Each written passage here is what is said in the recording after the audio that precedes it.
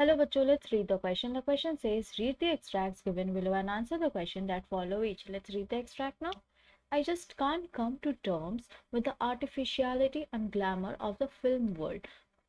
मैं कभी भी स्वीकार नहीं पाता हूँ या फिर मेरे जो टर्म्स है वो मिलते नहीं हैं जो नकलीपन है, जो बनावट है और जो ठाट बाट है इस फिल्मी दुनिया के।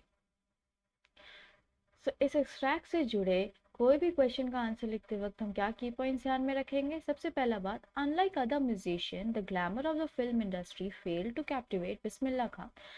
जैसे दूसरे संगीतकार थे जिन्हें बहुत अच्छा लगता था ये फिल्म इंडस्ट्री, यहाँ का जो ठाट बाट था, तो उस तरह से इन्हें नहीं लुभाया था, बिस्मिल्लाह खान को कैप्टिवेट नहीं किया था, लुभाया नहीं था या अट्रैक्ट नहीं किया था ये फिल्म इंडस्ट्री का ठाट बाट।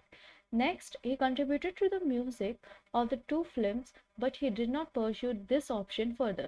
उन्होंने उनका योगदान रहा है, वो संगीत दिए हैं दो फिल्मों में, लेकिन वो आगे इस फिल्म इंडस्ट्री में कंटिन्यू नहीं किए थे, वो आगे और काम नहीं किए थे फिल्म इंडस्ट्री में।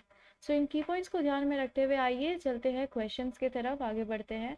The first question is, who is the speaker of these words? What does he intend by the expression can't come to terms with? यहाँ पर स्पीकर कौन है, वक्ता कौन है, ये शब्द कौन बोल रहे हैं और उनका क्या इंटेंशन है, वो क्या कहना चाहते हैं, क्या बताना चाहते हैं जब वो बोलते हैं can't come to terms with। इस क्वेश्चन का हम आंसर क्या लिखेंगे। इस क्वेश्चन का आंसर हम ये लिख सकते हैं कि बिस्मिल्लाह खान है वो स्पीकर है, वो वक्ता है इन शब्दों के, और वो ऐसा बोलना चाह रहे हैं कि वो सकारना नहीं चाहते हैं इस फिल्मी दुनिया के ठाट बाट को और बनावट को, नकलीपन को, इसीलिए वो कह रहे हैं can't come to terms with. Let's frame the answer now and here we have the answer. Bismillah Khan is the speaker of these words.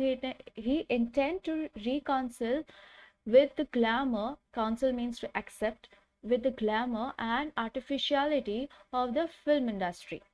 Let's move on to the next question now, and here we have the next question which says, why did the speaker dislike the film world? What does it indicate about his character?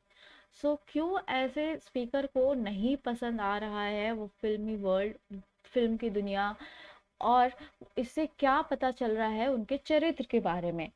इस question का answer ये होगा, he dislike the film world due to its artificiality and glamour. वो नहीं पसंद करते, वो नापसंद करते हैं इस फिल्मी दुनिया को उसके नकलीपन, बनावटी और ठाट बाट की वजह से।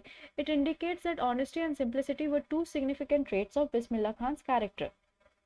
और ये चीज़ उनके बारे ये बताता है कि उनका जो चरित्र है वो, उनमें ना दो गुण थे, जैसे कि एक सच्चाई और एक है सादा जीवन जीना, एकदम सिंप्लिसिटी। बहुत नॉर्मल रहना। यही वो इंडिकेट कर रहा है उनके चरित्र के बारे में, ये दो गुण उनके बारे में बताया जा रहा है इस चीज़ से। Let's frame the answer now. He disliked the film world due to its artificiality and glamour. It indicates the honesty and simplicity were two significant traits of Bismillah Khan's character. Significant means important. I hope you understood it well. Thank you. Best of luck.